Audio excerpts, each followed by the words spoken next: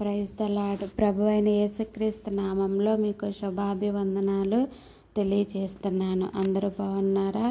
అందరూ బాగుండాలని ప్రభు అయిన యేసయ్య పేరట నేను తెలియజేస్తున్నాను. ఆమేన్. ఈరోజు వాగ్దానము ద్వితీయోపదేశ కాండము 2వ అధ్యాయము 7వ వచనము. నీ దేవుడైన యెహోవా నీకు తోడయున్నాడు, నీకేమీయు తక్కువ కాదు. ఆమేన్.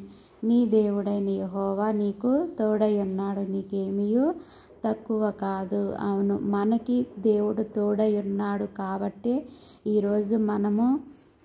ఈరోజు ఉండగలిగాము. ఈరోజు ఈ జీవితాన్ని మనం జీవించగలుగుతున్నాము. ఎందుకంటే జగత్తు పునాది వేయబడక మునిపే దేవుడు మన ప్రణాళిక ఏంటి, మనం ఏం చేయాలనేది అన్నీ ఒక ప్రణాళిక ప్రకారము దేవుడు జరిగిస్తున్నాడు.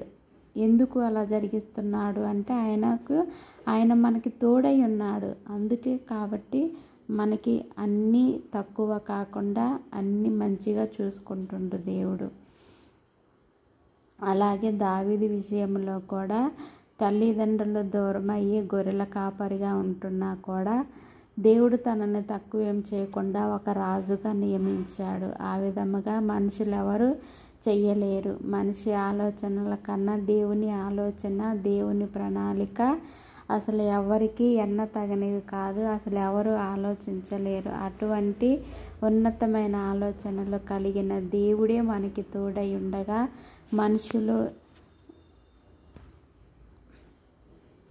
మనుషులు మనల్ని ఏమీ చెయ్యలేరు. ఆయన కృప మనకెప్పుడు తోడుగా ఉంటుంది. ఆయన ప్రేమ ఎప్పుడు మనకి తోడుగా ఉంటుంది. ఆయన కరుణ మనకి ఎప్పుడూ తోడుగా ఉంటుంది. ఆయన కరుణ లేకపోతే, ఆయన ప్రేమ లేకపోతే మనము జీవించి ఉండేవారము